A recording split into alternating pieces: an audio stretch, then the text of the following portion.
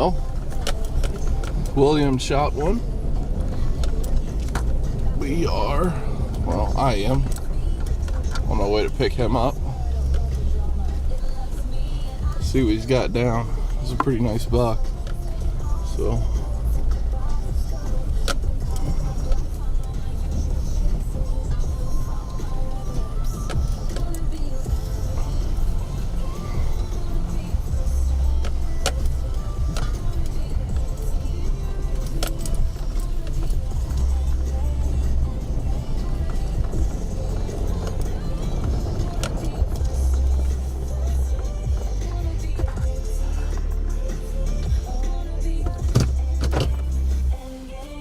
Star Music, Star 102.5. I got these fresh eyes, never seen you before. I don't know where he's at. Oh, there he is.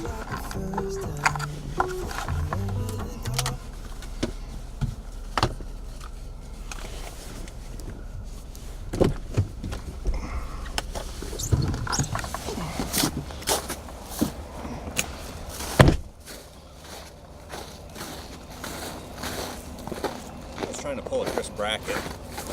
Do you have another one? Huh? Did you have another one? No, I was sitting there waiting for another one. I figured my Nice job, dude. Thank you. I figured my luck a freaking giant would walk by. First time for that. Hey, you know the awesome part about it though? What? Now you can do a pedestal mount and have the one shed laying off. I was thinking a unique way of doing something with this deer. That'd be badass. Because of what it is. So, I'm curious to see what you think. This thing is the size of a yearling. Mm-hmm. Not even kidding. I don't know what are the odds of a 2-year-old sprouting 140, 150 inch antlers are. It's possible. Genetical stud. Gone too soon. R.I.P. That's no joke either. Whatever. Last day again.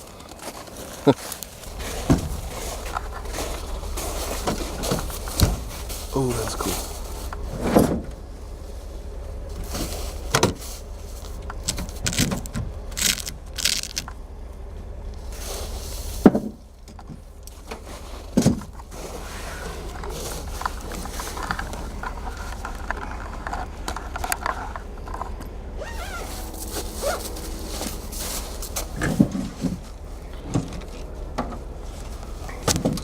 Where's he at? Right down here. On the bottom? Yeah. Hold on.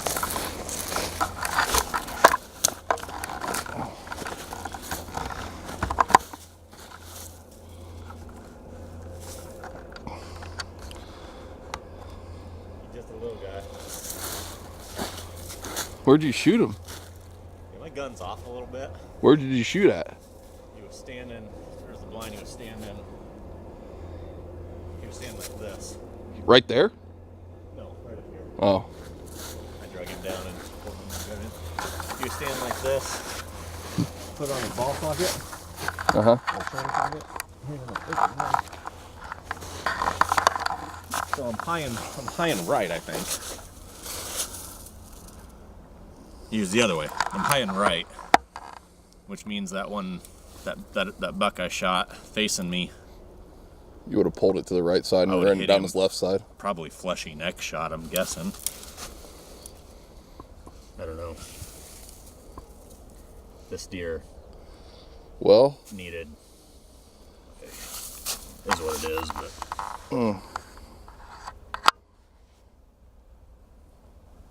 poor guy. He's probably 3-year-old, but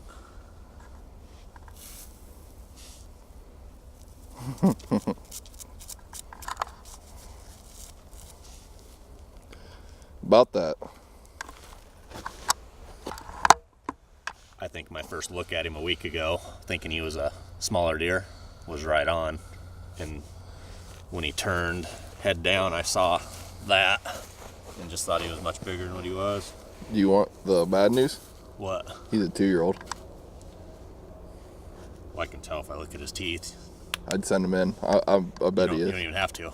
there's a distinct characteristic between a 2 and a 2 and 3-year-old and 3-year-old. their teeth. Yeah, that's right. Their second tooth, a 2-year-old's second tooth has 3 roots, or 3 Molars. 3 molars on one tooth. So I'll be able to tell. You just think he's a 2-year-old by looking at him? Yeah. So, yeah. What a freaking stud 2-year-old too, huh? Yeah. Like, crazy stud. Yeah. Not that I want to be the bearer of bad No, news, but I already knew. he would have fooled me. 100%, I guarantee it. That's what I'm saying. He's out to his ears. Looks like a. You'd think he's a freaking giant. I would. I didn't even really look tonight. I mean, he came in, he was rubbing on a couple trees, and I just saw it looked like a good buck, you know. He came around the corner, and I had my binos on him. I seen that. I was like, I know who he is. He's done. Pulled the gun up, shot him, and that was it. That's all she wrote. So yeah, I'm gonna have to do something. I'll mount him just out of respect for a little puppy. But I need to figure out something unique to do with him, I guess. Dude, I think it'd be awesome to do a hard turn, make a pedestal, do a hard turn on that right side, have him hard turn to the left, and have that other one laying there and have fake snow on the ground. That'd be so awesome. Fake snow on his face like this. That'd be so cool. Big bloody burr. Yeah, that'd be awesome. Might do that. See if what's his name wants to do some more crazy shit. I mean, Some more. he's so cool, man. But yeah, I know. Got an extra dagger off his other side too. It's man. Future 200. Not anymore. You actually might not have been lying about that when you said that. I I kind of thought, well, I'm not happy about it at all. I'm disgusted with myself. I'm sitting here preaching to you in the truck right here not to do just this.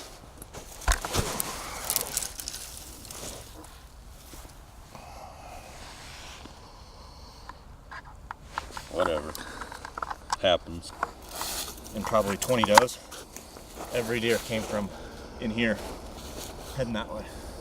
well, he had a lot better action than I had. The only action I had was a raccoon trying to get out of the brush pile I was sitting in. Where were all your deer at?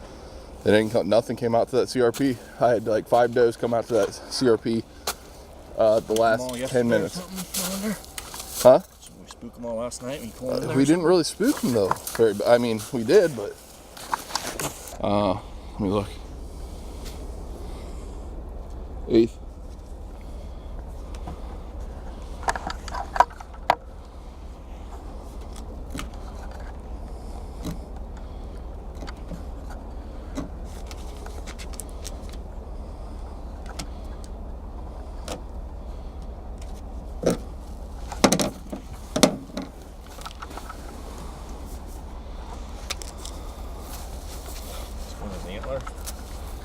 Huh? Let's go on his antler. Can. Leg. In case it falls on. Well, then hold on.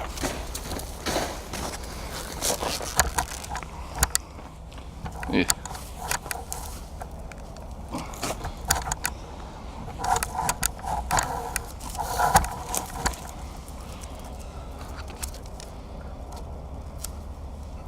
Clean that. Hold on. Before you do that, clean your license plate off.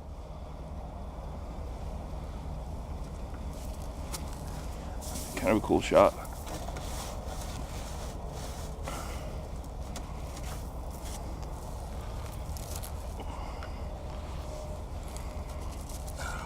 Ready? Yeah, I'm rolling.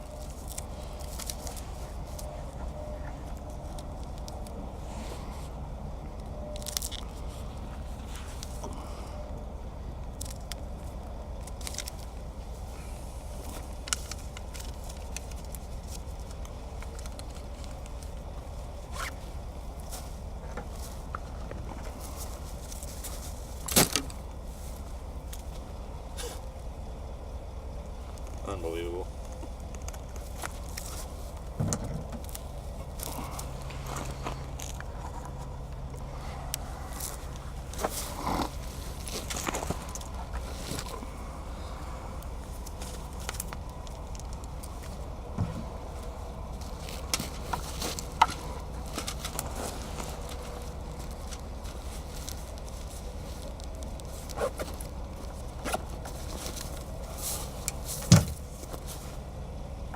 should we throw him up here? Yeah, go for it. Well, I could if my back wasn't jacked. No problem. Good.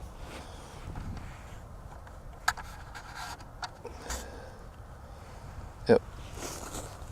Rolling. Yep.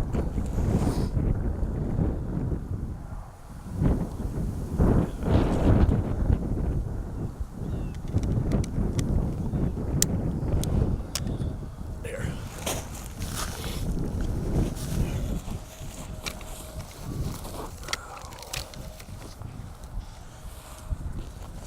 Ouch.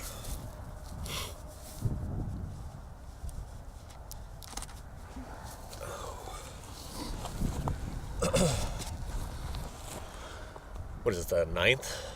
Today's the 9th. January 9th. Hi, everybody. It is January 9th. I shot this deer last night, January 8th, which was my last day of hunting, packing up and getting ready to head to the ATA tomorrow morning. So last night was my last hunt of 2018. Again, prevailed in the last minutes of the last day. Got a decent little buck here. Wanted to do a quick interview, just kind of telling about my season this year. I came into late Muzzy season kind of doing a hunting giants Muzzy season 101. Was recording every day. Was going to put together a kind of a video at the end of it and put it out there for everybody to see. Learned a little bit myself in doing so this year.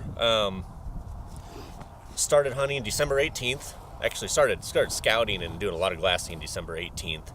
I glassed and scouted for about 2 weeks solid before I actually started hunting. Looked at well over 100 different bucks. Never really laid eyes on anything specifically big that I wanted to go in and hunt and kill, but there were a lot of good bucks, a lot of good mature big bucks. On the farm I was hunting, I was pretty confident I could get a shot at something. So I think the first time I went in was around December 28th or 9th. I went into the redneck ghillie blind, and that night I had a couple beautiful 8-pointers that were just young deer that we'd seen back in bow season. So I knew the deer beforehand. They came in. I knew what deer they were, so I let them walk. Talking 145 to 155 8-pointers. Really beautiful deer, but probably 3-year-olds. The third deer out that night was this guy here. He came walking in about 100 yards out on a hillside, and when he came out, this is what I saw come out in front of me. And my first instinct was, he's a young deer, he's too small, we're going to let him go. He kind of got past into the brushy stuff, out of shot, where it was too late if I did decide to take a shot, and he turned his head, and I saw this for the first time that night. And I second-guessed myself really quick, thinking, man, he's got a lot more mass than I thought. He's got some extra points, some junk. Be a high-scoring, gross deer. Nevertheless, it was too late. He had walked off, and I never got the shot. So the wind was right the next night. Went back in the next night after this guy. Same spot. And as you know, it late muzzleloader season, as long as you don't mess with them, and it's cold like it was here in Iowa, they come out typically in the same spot, the same time, same routine, and that's what he did. Only he came out with about a dozen other really good bucks that night. The first buck to come out in line was considerably bigger than this. Never gave me a shot. Long story short, they all kind of funneled out, and it was a quick couple shooting windows. Couldn't get situated on the bucks I want, two or three of the ones I wanted. The last one in line, I got him stopped by grunting at him about 100 yards on the hillside, and took a front-facing shot like I've done many times with the muzzleloader. Hit him good, and like some of my other videos that you've probably seen already, that one got away from us. Still not sure where we hit him. Hoping to find the sheds, hoping he lived through the season, but that was a solid 170-inch 10-pointer. Like I said, we don't know what happened. But fast forward about 10 days of hard hunting. Seen some decent bucks. Again, nothing great. Kind of went back to scouting, trying to figure them out after we kind of blew them out of their area, and they changed routine. So it took a little bit to figure them out again. Last night, my last day, I went back in. It had warmed up from at least single digits to about 35, 40 degrees. So the patterns really changed. Went in last night really not expecting much. Again, I didn't take the camera equipment because we were running late. It was the last day. Wasn't expecting anything really. Grabbed my pack, grabbed my gun, got to the blind. Within 10 minutes of getting to the blind, some does, some young bucks, and this guy walks out again. When he walked out last night, he walked out of some brush, turned his head, and I saw that immediately. And I knew what deer it was. So that was the last look I gave him. I put the gun on his shoulder, squeezed it off, and he went down right there. In hitting the ground, this antler fell off, and he was laying there with that sticking up, which I was glassing. Looked like a really good deer, so I was super happy. Sent out some cool texts to some friends, let them know that I got it done. Went and checked him out, and that's where the learning curve started for me. This year's probably the first year that this has happened to me, that I really had to put thought into it after the fact. And it started back, I think November 6th, bow season. And again, if you've seen my bow hunting video, you know the deer I'm talking about, but it's an old, heavy, great big bodied 8-pointer. That deer came in November 6th when I was bow hunting, and I'd never seen that deer before, never laid eyes on him, and I had a goal. Didn't have any individual deer picked out this year, so I had a goal kind of set at 170. If I didn't think it was going to make 170, I was going to let it walk. Do that for a couple reasons. One, I'm a trophy hunter. I'm proud to be a trophy hunter. Two, if you set a goal like that, it really makes you take time to look a deer over and not make a quick, irrational decision or shot. And that's what I did on November 6th. I saw the deer coming in. I really kind of picked his rack together, apart, and it was at best 15, 16 inches wide. He looked tall, but if you really look at it, his G3s looked weak, and it's an 8-pointer, so it's a real low-scoring deer. Not to say it's not a very cool deer, but again, it wasn't what I was looking for. So I really quit evaluating him, and I filmed him, I videoed him, walked through, and he came through at 10 yards, and everybody's seen that deer, and he was a lot bigger than what I think. And looking back, that deer on the hoof, we think is he's no slouch. He's a 300-pound deer, maybe bigger. Just body size. His neck was the size of his front torso. Just a giant deer, which in hindsight, talking to some friends, it's very possible that rack may have looked quite a bit smaller than what it actually was, being on that big of a deer. I can't wait to find his sheds to find out. The day that I passed him, I kind of looked him over. I thought he was a high 140s, 150 at best. In hindsight, putting the ratio together with his antlers versus his body size, he could have very well been a 160 plus. We're still not sure, but hopefully I find his sheds and we find out. The flip side to that is having a very, very small deer come in and making his rack look considerably bigger, which is what happened with this guy. And hasn't happened to me in a long time, but it happens to the best of us. My turn was up, and come to find out, this deer is very possibly a 2-year-old. Very, very small-bodied deer. I don't know, what do you think he weighs? Maybe not even 200. Probably not even 200 field dressed. Definitely not field. I don't know. 170, 180 field dressed, somewhere in there maybe. So it's the size of a young doe, to be honest. But he's got really nice headgear, which you do not see on a 2-year-old. You see this on some 3-year-olds. A mainframe 10 like this, you see on a lot of 3-year-olds. A mainframe 10 with trash points in the mass, you rarely see that on a 3-year-old. You never see it on a 2-year-old. And I hate to say it, but this deer had enormous potential. I feel sick about killing him after the fact. I don't typically save deer and grow deer for future years, hoping that they turn into something. But in a case like this, it's kind of exceptional. It is what it is. We're going to respect the animal. We're going to put him on the wall, make a cool pedestal mount. I think I think we'll leave this side on him. This is the side that stayed on when I shot him. This side fell off, so I think we'll do a pedestal mount with this side on the ground. Do something cool with him. But it just goes to show, if you're a trophy hunter and you're trying to kill a high-scoring deer, you always have to look over every feature of every deer, even if your shooting window is minimal. I always say it's if you trust your first gut feeling, and if your first gut feeling is they're not what you want, or you don't think they're big enough, they're probably most definitely not. It's very rare that they're the size you think they are when you get them in your hands. It's even rarer that they grow on you when you get them in your hands. That's only happened to me one time in my life, and that was last year's Muzzy buck.